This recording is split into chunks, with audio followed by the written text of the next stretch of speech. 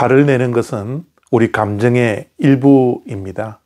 화를 내는 것이 결코 나쁜 것이 아닙니다. 죄도 아니고요. 성경 어느 구절에도 화를 내는 것을 금하지 않습니다. 부정적인 감정인 화를 해소하지 못하면 화병이 되고 말죠. 이 화병은 우리의 정신적으로, 심리적으로, 그리고 영적으로도 좋은 영향력을 미치지 못합니다. 화병이 지나치면 한이 됩니다. 그래서 우리는 화를 건강하게 풀어야 하고 해소를 시켜야 합니다. 그러나 화는 늘 조심해야 되죠. 화를 해소시킨다고 해서 함부로 해서는 안 됩니다. 화라는 것은 우리가 철저하게 다스려야 합니다. 화는 한자어로 불화자입니다. 화를 내면 나도 타고 상대방도 태울 수 있는 강력한 무기가 되기 때문에 화는 낼 수 있어도 화를 다스려야 합니다. 잠언 14장 17절과 29절 말씀입니다. 노하기를 속히 하는 자는 어리석은 일을 행하고 악한 계교를 꾀하는 자는 미움을 받느니라. 노하기를 더디하는 자는 크게 명철하여도 마음이 조급한 자는 어리석음을 나타내느니라. 아멘. 잠언에서는 의인과 악인을 구분합니다. 지혜로운 자와 어리석은 자 또는 미련한 자를 구분해서 우리 믿는 자는 의인, 지혜로운 자가 되라고 말씀합니다. 그래서 잠언을 읽을 때는 항상 자신에게 물어야 합니다. 나는 지금 의인의 삶을 살고 있는지 아니면 악인의 삶을 살고 있는지 자신에게 정직하게 물어봐야 합니다. 오늘 말씀에는 의인된 우리들이 지혜로운 자가 되기 위해서는 화를 속히 내지 말고 더디하라 말씀합니다. 화를 참아서 화병이 되는 것도 지혜롭지 못하지만 화가 나는 대로 화를 내는 것도 지혜로운 자의 모습이 아닙니다. 지혜는 화를 다스리는 것입니다. 다시 자신에게 물어보십시오. 나는 화를 속히 내는 자인가요? 아니면 더디 내는 자인가요?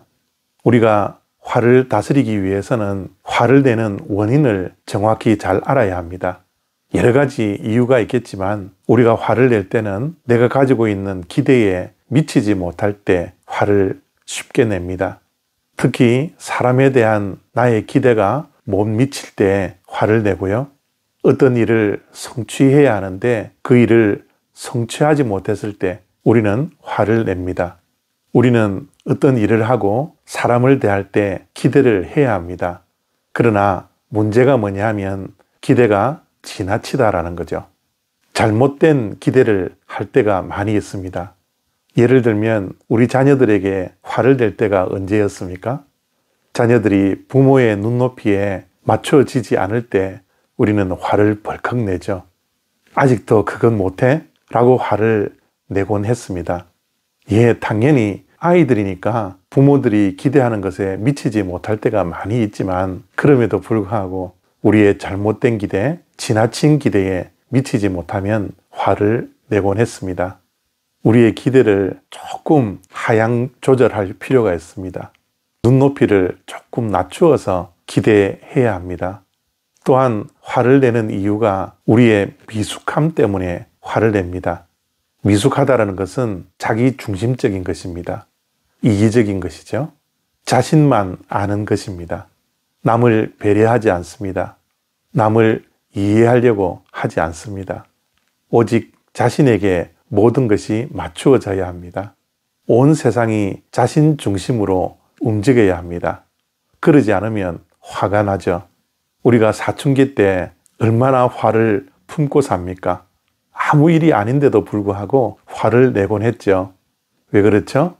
자신 중심으로 세상이 돌아가지 않기 때문입니다. 그래서 불평하고 원망하고 화를 내는 것입니다. 그리고 과거지향적인 사람이 화를 자주 내고 크게 냅니다. 과거에 매달리는 사람은 늘 화가 있습니다.